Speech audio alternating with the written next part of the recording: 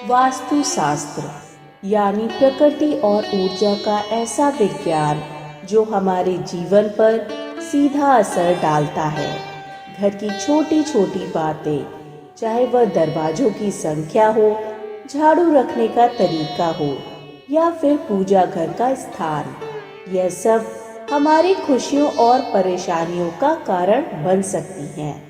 आज हम इस वीडियो में विस्तार से जानेंगे कि वास्तु दोष से कैसे बचा जा सकता है, कौन सा आसान उपाय हमारे जीवन में सुख, शांति और समृद्धि ला सकते हैं और क्यों वास्तु शास्त्र को शास्त्रों में इतना महत्व दिया जाता है। वास्तु शास्त्र का आधार। वास्तु शास्त्र का आधार प्रकृति के 5 तत्वों पर पृथ्वी, जल, अग्नि, वायु और आकाश, ये 5 तत्व हमारे चारों ओर मौजूद रहते हैं और हमारे घर परिवार की ऊर्जा को प्रभावित करते हैं। जब ग्रह स्थिति अनुकूल होती है तो वास्तु दोष का असर दब जाता है, लेकिन जैसे ही ग्रह दशा निर्बल होती है, घर की वास्तु दोष दिखाई देने लगते हैं, जैसे अशांति, रोग और कलह। आपने देखा होगा कि कुछ घरों में प्रवेश करते ही मन में शांति मिलती है और कुछ घरों में बेचैनी महसूस होती है। यह संयोग नहीं, बल्कि घर की ऊर्जा यानी वास्तु का प्रभाव है। शुभ कार्य और वास्तु देवता। किसी भी मांगलिक कार्य या समारोह से पहले वास्तु देवता का पूजन करना जरूरी माना गया है। नया मकान बनने के बाद गृह प्रवेश हमेशा शास्त्रोक्त विधि से शुभ मुहूर्त का चयन करके और सामूहिक भोज के साथ किया जाना चाहिए। ऐसा करने से घर सौभाग्य और समृद्धि का दाता बनता है और उसमें रहने वालों का जीवन सुखमय हो जाता है। मुख्य द्वार और प्रतीक चिन्ह। घर का मुख्य द्वार घर की ऊर्जा का प्रवेश द्वार माना जाता है, इसलिए मुख्य द्वार पर हमेशा शुभ प्रतीक चिन्ह जैसे स्वास्तिक या त्रिशक्ति अवश्य लगाने चाहिए। वास्तु के अनुसार मंगल यंत्र का पूजन करके उसे भवन की दक्षिण दिशा में गाड़ना चाहिए। खासकर तिकोने आकार के तांबे की प्लेट में बना मंगल यंत्र विशेष फल देता है। यदि यह उपाय किया जाए तो वास्तु दोष दब जाता है। वहीं कारखानों और व्यवसाय स्थल पर मुख्य द्वार के दोनों ओर ओम और स्वास्तिक जैसे चिन्ह लगाने से तरक्की और उन्नति होती है तथा नया काम और ऑर्डर मिलने के योग बढ़ते हैं। शयन कक्ष और पूजा।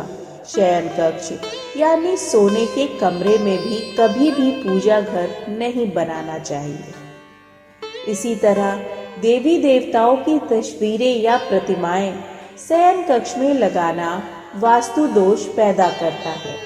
पूजा घर के लिए घर में अलग स्थान निर्धारित करना चाहिए।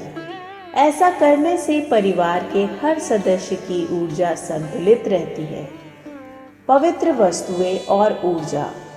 जिन घरों में दक्षिणावर्त शंख, पारद शिवलिंग, दक्षिणामुखी गणेश प्रतिमा और प्राण प्रतिष्ठा श्री यंत्र होता है, वहां हमेशा सुख, शांति और समृद्धि का वास रहता है। चींटियों का आना भी एक संकेत है। अगर घर में काली चींटियां समूह में घूम रही हैं, तो यह ऐश्वर्य और सुख समृद्धि का सूचक है। लेकिन अगर लाल चींटियां दिखाई दे तो यह आने वाले कष्ट और नुकसान का संकेत होता है। घर की नकारात्मकता को दूर करने के लिए रोज सुबह शाम गूगल का धूप जलाना बेहद लाभकारी होता है। झाड़ू और धन समृद्धि। झाड़ू को हमेशा आदर के साथ रखना चाहिए क्योंकि यह लक्ष्मी का प्रतीक है। झाड़ू को कभी भी खड़ा करके नहीं रखना चाहिए और ना ही उसे ऐसी जगह रखें जहां पैर लगे या लोग उसे लांघे। ऐसा करने से घर की बरकत कम हो जाती है और धन का आगमन रुक जाता है। झाड़ू हमेशा सुबह लगानी चाहिए। संध्या समय जब दिन और रात मिलते हैं उस समय झाड़ू पोछा नहीं करना चाहिए, क्योंकि यह अशुभ माना जाता है। भवन संरचना और दरवाजे। भवन में कुल दरवाजों की संख्या हमेशा सम संख्या जैसे 2, 4, 6, 8 में होनी चाहिए, लेकिन 10, 20, 28 जैसी संख्याएं जिनमें शून्य आता है अशुभ मानी जाती हैं। इसी तरह उत्तर और पूर्व दिशा का भाग जितना अधिक खुला हो, घर में उतनी ही अधिक धन और समृद्धि आएगी। रसोई घर और समृद्धि। वास्तु के अनुसार रसोई घर हमेशा पर्याप्त चौड़ा होना चाहिए। बड़ा और खुला रसोई घर परिवार की आर्थिक संपन्नता का प्रतीक है। संकुचित रसोई परिवार की उन्नति में बाधा डालता है। स्वास्थ्य और ऊर्जा। स्वास्थ्य और ऊर्जा बढ़ाने के लिए रोज सुबह घास पर नंगे पैर चलना चाहिए। ऐसा करने से शरीर में पृथ्वी तत्व की वृद्धि होती है। यह न केवल शरीर को मजबूत बनाता है, बल्कि मन को भी शांत और सबल करता है। दोस्तों, वास्तु कोई अंधविश्वास नहीं है, बल्कि यह प्रकृति और ऊर्जा का विज्ञान है। यदि हम इससे छोटे छोटे नियमों का पालन करें तो हमारे जीवन में शांति, सुख, समृद्धि अपने आप आ जाती है। इसलिए अगली बार जब भी आप अपने घर या ऑफिस में बदलाव करें तो इन वास्तु नियमों को जरूर याद रखें। अगर यह वीडियो आपको जानकारी पूर्ण लगा हो तो इसे लाइक और शेयर जरूर करें। और हाँ, हमारे चैनल को सब्सक्राइब करना बिल्कुल भी ना भूलें, ताकि ऐसी ही आध्यात्मिक और ज्ञानवर्धक जानकारियाँ आपको मिलती रहें। धन्यवाद।